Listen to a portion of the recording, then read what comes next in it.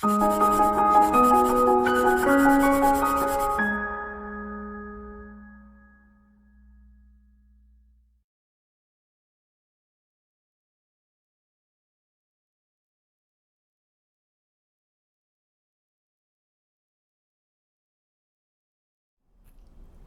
friends, welcome to ProTalent, and this is our third module on root learning for vocab. I'm sure all of you must be putting a lot of efforts for your vocab, और vocab के ऊपर मेहनत करना बहुत ज़रूरी है.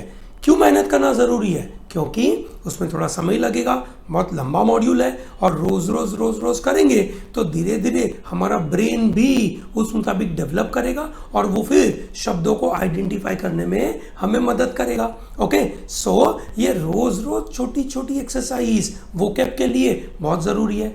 We are giving you 3 modules on vocab per week. Okay, these are related to roots.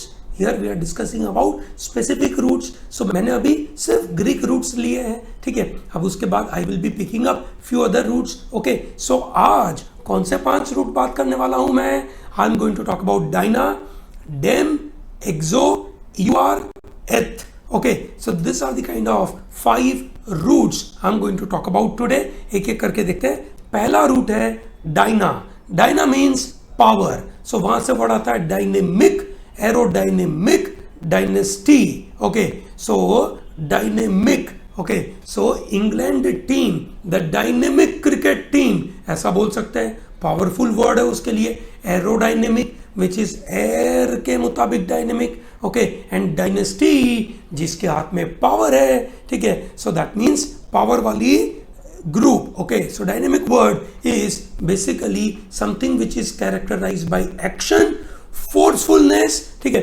Primarily a word like dynamic speaker, a dynamic market, dynamic president, dynamic Nitin Parmar, ऐसे word use हो सकते हैं, ठीक है. So that is called dynamic, which is very active. Okay, which is connected to moral force. Okay, एक dynamic moral force की तरीके से भी यूज होगा, ठीक है. उसके अपोजिट क्या होगा?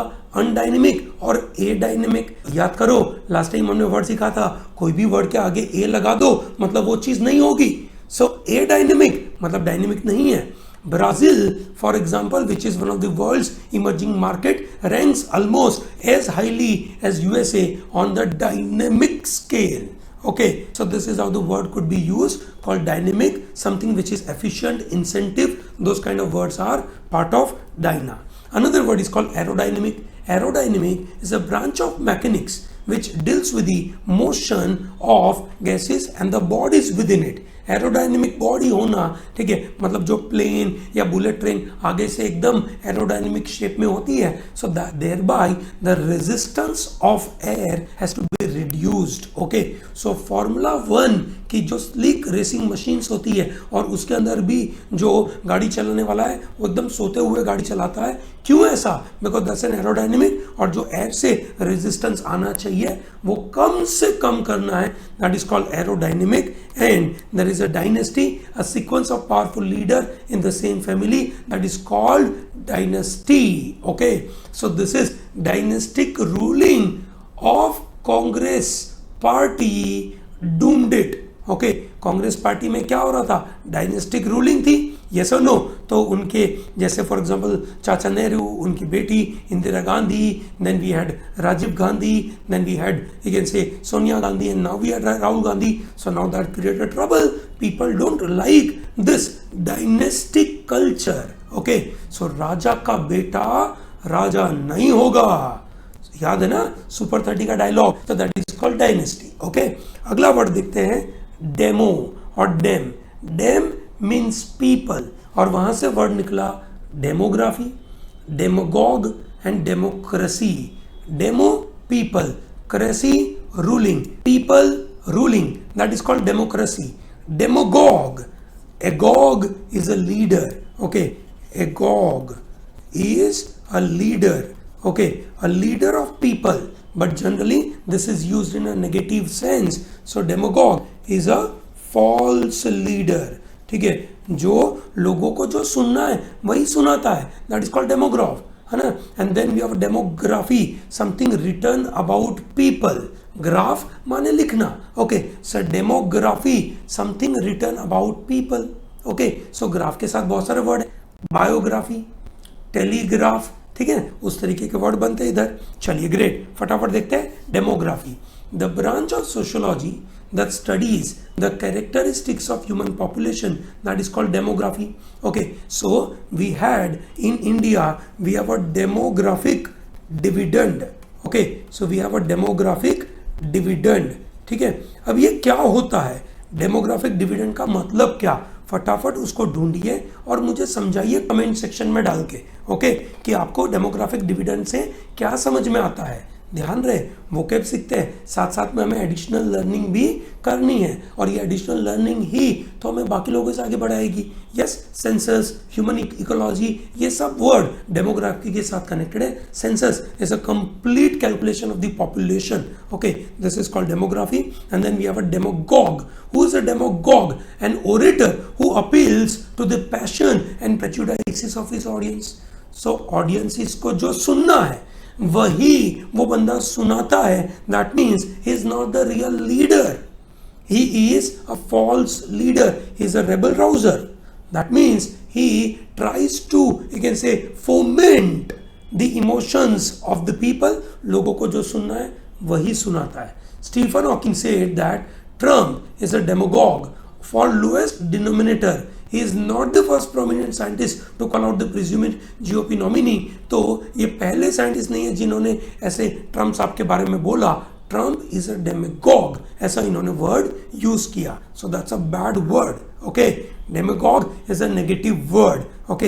And the another word is called democracy. Democracy is a people ruling political orientation of those who favor that government is formed by the people, for the people, of the people.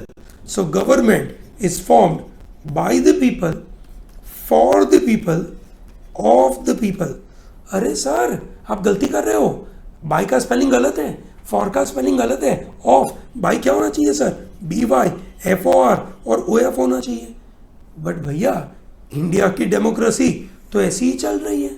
आजकल आप देख रहे होंगे politicians को purchase किया जा रहा है। ये सुनो, कर्नाटका, गोवा, ठीक है ना, पॉलिटिशियंस को बाई किया जाता है। जो पॉलिसी बनाई जाती है that is far away from the people, ठीक है, उनके बारे में कोई ध्यान ही नहीं है। National education policy Hindi compulsory कर दिया, so that created trouble. So political system by, far, of, ठीक है, ऐसा भी उसको क्रिटिसाइज करने के लिए बोल सकते हैं। So it is a doctrine where a numeral majority of organized people will be making decisions on behalf of a particular group, that is called democracy। majority rule republic बोलेंगे, antonym होगा oligarchy, very few people who are ruling। this is how the word called, you can say dem। next root is called exo। exo means outside, thereby we have word called exotic, exosphere, exosome and exothermic, ठीक है, all those words are related to exo, okay, ठीक है। exotic मतलब कोई ऐसी चीज which is not of this particular region। exotic dishes बोलते हैं, मतलब ऐसी डिशेस आपने देखी नहीं है, हम बाहर से लेकर आए, स्पेशल आपके लिए बना के लाए। this is how they generally say exotic, okay, which is uncommon, being or from or characteristic of another place or a part of the world, which is called exo, alien बोलते हैं इसको, okay, something which is strikingly unusual, that is called exo, uncommon। Antonym क्या होगा उसका? aboriginal। so aboriginal means people of that area, okay, so उस जगह के लोग, ओरिजिनल लोग, that is called aboriginal। another word is called exosphere, outermost atmospheric layer is called exosphere। I'm sure you are aware about exosphere, okay। we are trying to understand the moon's exosphere, Mars exosphere, this is what we are interested in, this is called exosphere। and another is called exosome। exosome are basically an extracellular vesicles that are produced in the endosomal compartment of most, you can say, eukaryotic cells. Eukaryotic cells के अंदर जो ऐसे boundary वाली चीजें जो बनी जाती है, जो बाहर कुछ बनता है, दैट इज एक्सोसोम। सो ये बाउंड्री है, है ना, उस बाउंड्री के बाहर अगर कुछ बनता है that is called exosome, that is called outside. And next word is called EUR, that means wide. Okay, that is called wide. Aneurysm, Europe, eurypterid and micro aneurysm. ठीक है, this are the words available. कौन सा word है पहला? That is called aneurysm. Aneurim, that is connected to wide, which means a cardiovascular disease characterized by, you can say, sickle widening of artery. So there is a sickle cell, वो क्या करते हैं, artery के अंदर वो widen हो जाते हैं और वहां से वो चीज़ों को अंदर जाने नहीं देते हैं. So that is called artery wall है, वो वीकन हो गई है और you can say sac like widening हो गया है. So that is basically called aneurism. Okay, so aneurism, that means a sort of disease. Next word is called Europe. So the Europe word means we are collectively wider group of people. हम सब लोगों को साथ में include करना चाहते हैं. That is called Europe. Let's talk about next words. That is called eth. Eth का मतलब होता है custom habit. उस जगह की जो एक कस्टमरी हैबिट है उसके बारे में बात है. That is called ethics. लोग कोई चीज को सही मानते हैं, that is called ethics, ethnology और इथोस. एक एक करके देख लेते हैं. Ethics. Ethics is a motivation based on the ideas of right and wrong.